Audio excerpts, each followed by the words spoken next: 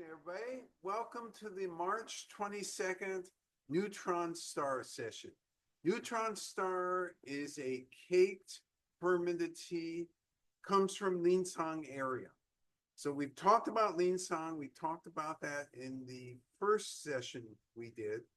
Last week we talked about the Earth Spirit in Jingmai, and that first session was ascending north.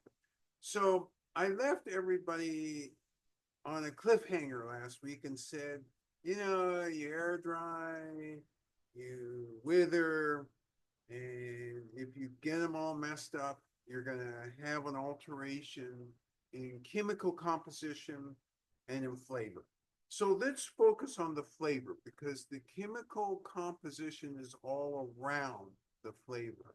So when you air dry successfully, you get about 30% of the water or moisture out of the leaf, and then it goes to the fermentation process.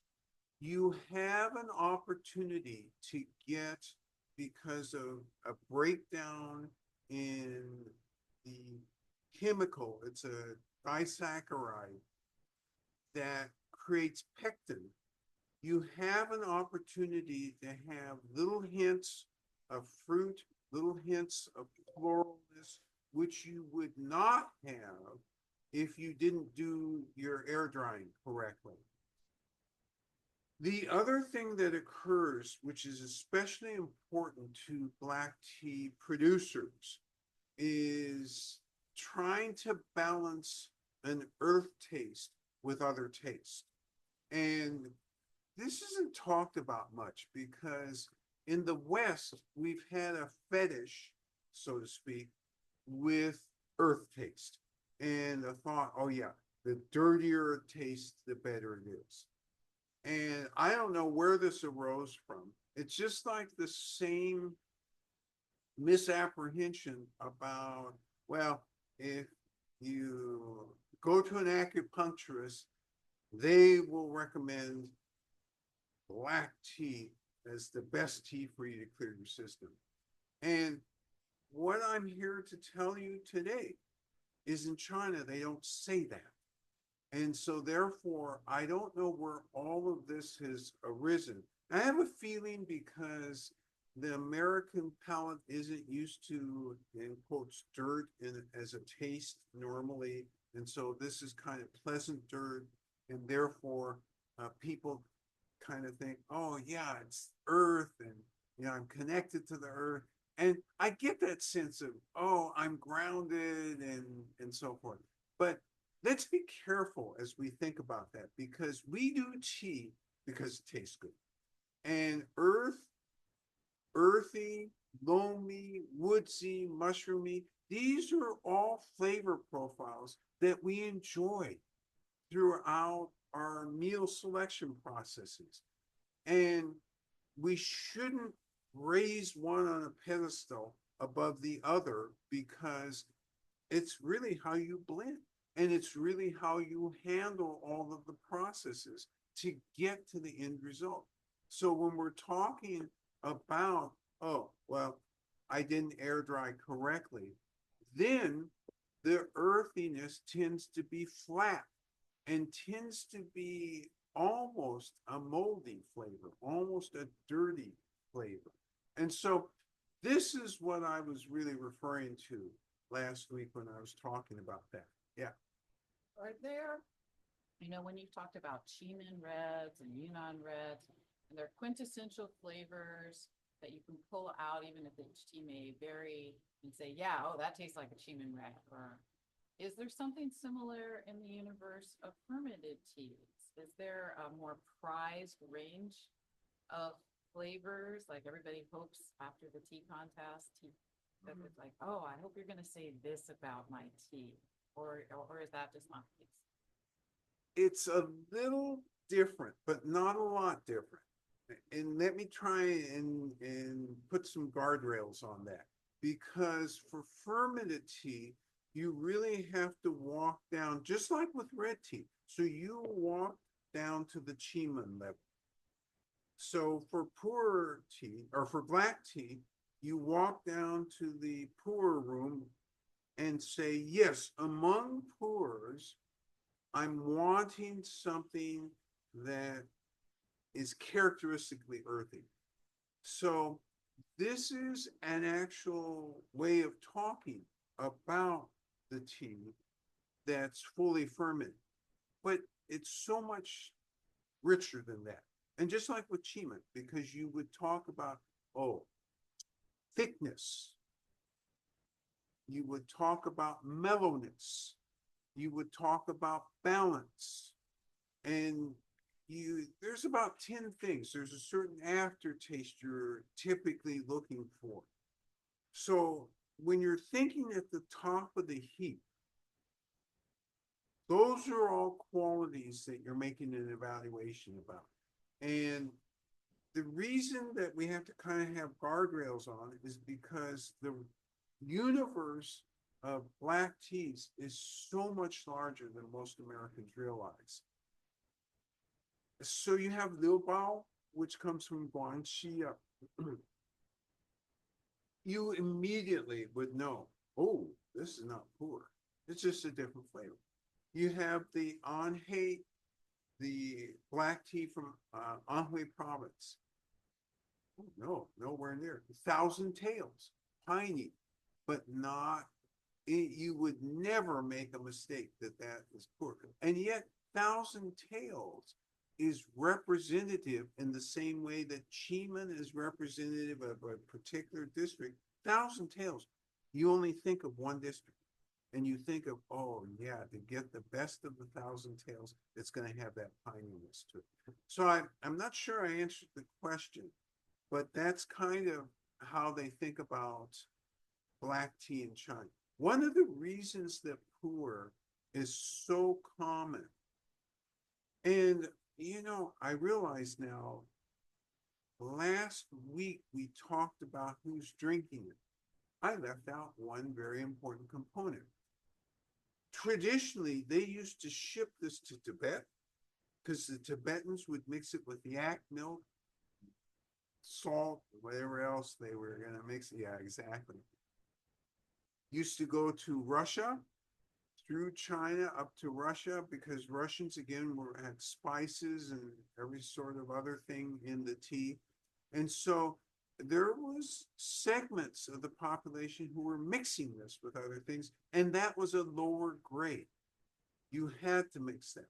Why did pu'er become so famous? It became famous because the marketeers in Pu'er City, some of the best marketeers in the world, oh yeah, come drink this tea. This tea will take care of every sort of known health problem that you have. And it's not expensive.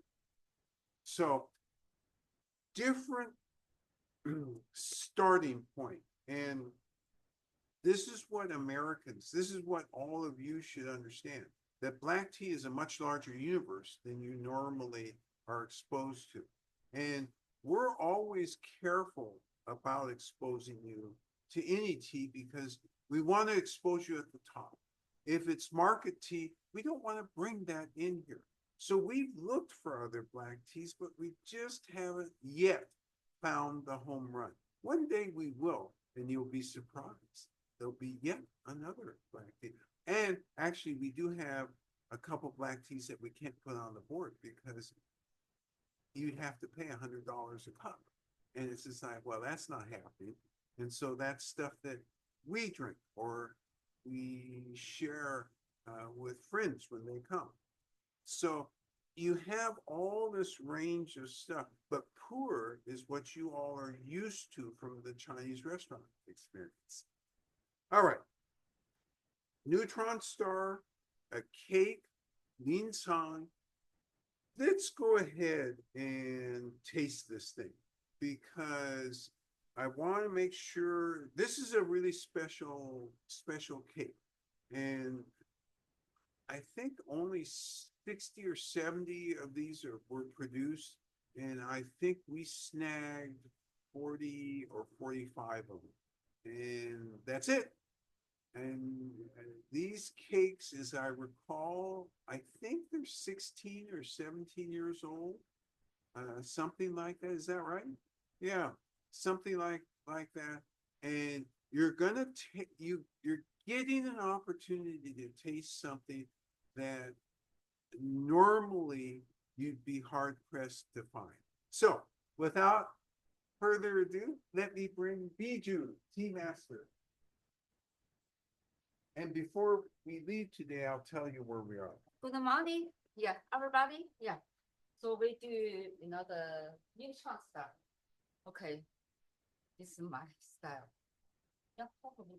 Yes, it's in bag number 3. Same general rules. It's 4 grams. It's going to be 3 minutes, and you'll do a 20-minute steep.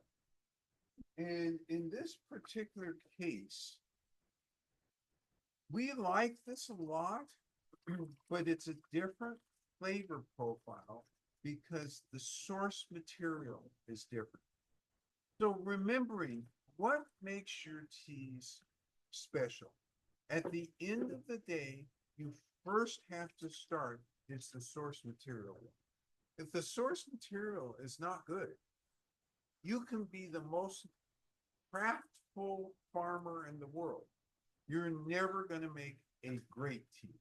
You might make a passable tea, but it's not going to be great. It can't be. You don't have the right source material.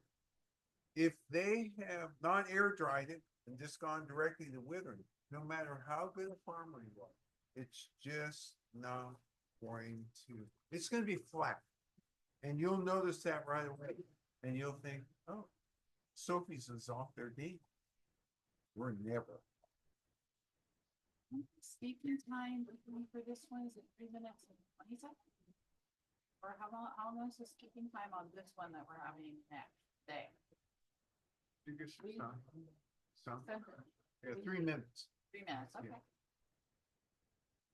But there's a 20-second rinse. Ah, okay. Okay, that, yeah. Sorry, I just double checking because my ears were. No problem. off. So you saw her rinse it. And now we're starting the steeping. Okay. And as I said, this is a cake. And it comes, so how many acres do you think Linsong has devoted to ancient tree and to pu'er overall? There's over 800,000 acres devoted in Linsong alone. So now you get a sense of why this is called the pu'er tea warehouse of the world. It's everything about this place is either about pu'er, and what's the estimate that I saw? 1 in 3 cups in China of pu'er that are drunk come from this area. 1 in 5 cups of Dinhun, so that's Yunnan red, come from this area. So this is a huge producer of famous teas. And again, most of you have never heard of it. And also, it is hideously difficult to get to. And so there's a bunch of factors that discourage one from really knowing this place. And remembering the history, particularly the history of Dinhun, the Yunnan Reds. Remember that the Chinese tea leadership was moving red tea production from Anhui into the as far away and as secret and as remote as possible from that area because of the fear of the Japanese further invading China. This was during World War II. And so the result is they found this enormous isolated area, but it was already a home to all this ancient material. And some parts of Linsong, you think of Yunnan red, well, the soil is red, and Fengqing belongs to Linsong, therefore the soil must be red all over Yunnan. And the answer is no. Did I say all over Yunnan? I meant Linsong. And the answer is no, it's still no. It is not all red throughout Linsong. In the Fengqing area, which is a relatively small area, the geological conditions were such that there's red soil there. Linsong has mountains, they have plains, they have it all. And it's just really an interesting place. And the color of the soil from area to area is different. So that means the chemical composition is different. All right, timer has gone off.